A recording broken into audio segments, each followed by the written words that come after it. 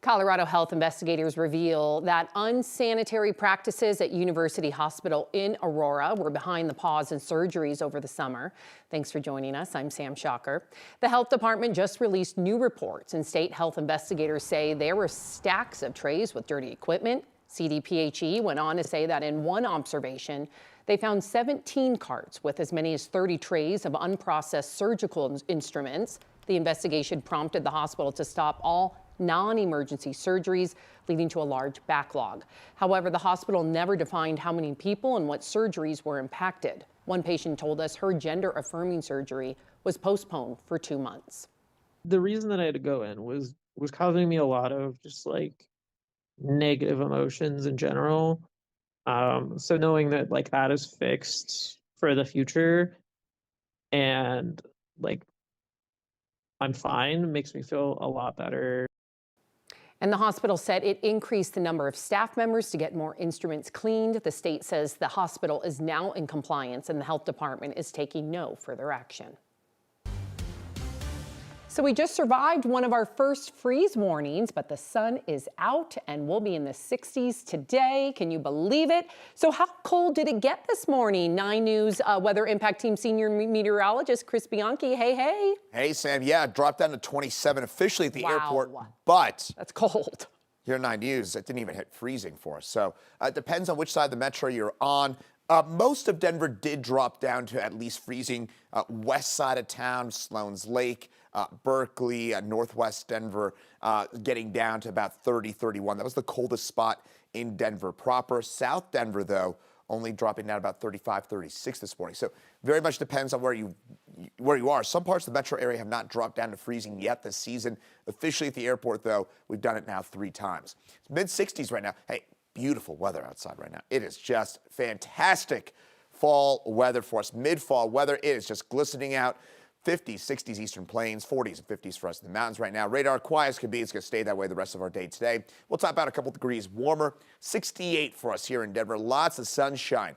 However, Thursday we get rain back to the picture and some mountain snow. And then maybe your first flakes, snowflakes of the season next Monday. I'll explain in a couple minutes. Looking forward to it, Chris. Thank you. In about an hour, former Broncos coach Michael Wilhoit will be arraigned on his new charges for accusations he punched a police officer at DIA. Wilhoit originally faced felony charges for the incident in February, but those have been dropped down to misdemeanors. Court records say Wilhoit left his car parked in the passenger pickup area at DIA, where parking is not allowed. Investigators say a uniformed officer met him when he returned to his car, but that Wilhoit pushed and punched that officer. He's due in court at 1.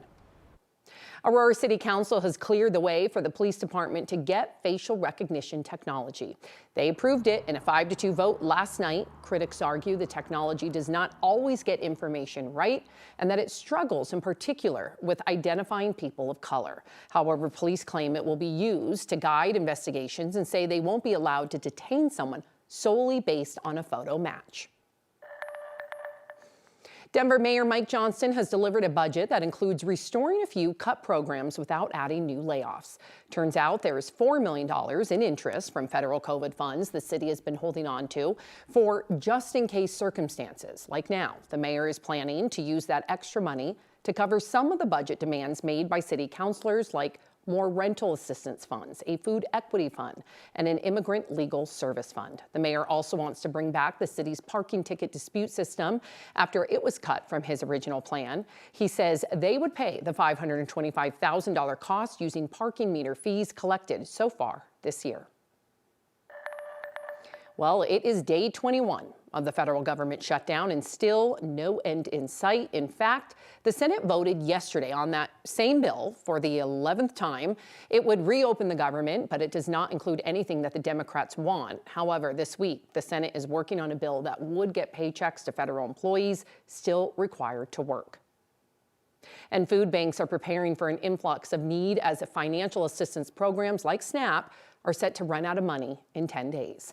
But local food banks say they're already serving more families than ever. 9 News reporter Courtney Yoon was at the Community Food Share in Louisville this morning. Local food banks are serving more people than ever, and with the government shutdown, now SNAP benefits are paused for the month of November. We're here at Community Food Share today. This is Christina Thomas. Christina, I know that you guys are facing your own shortfall of $600,000. Weld Food Bank told me last week that they're facing a shortfall of $700,000. I mean, you guys are just serving more people than ever. How do you guys find yourselves in this $600,000 shortfall right now? Yeah, we're serving more people than ever before. We're seeing about the same volume of people in the course of one day as we would typically see in 1 week. So the need is definitely increasing, and this was even before SNAP cuts. Wow, before SNAP cuts, and now having that on top of this must be an additional strain for you guys.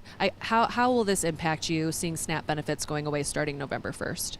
Yeah, so as soon as SNAP benefits go away, we expect to see a surge. And even if SNAP benefits were applied before the first of the month, there would still be a delay. So we're expecting an increase, and obviously that means we're purchasing more food just to make sure that everyone has the food that they need.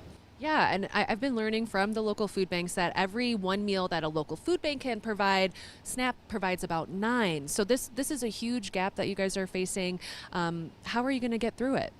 We're working with our retailers and producers across the state through Feeding America and our partner food banks to make sure that the 1,300 partner agencies that we serve all have the resources available to them. Right, those pantries need to stay stocked as well. How can people help?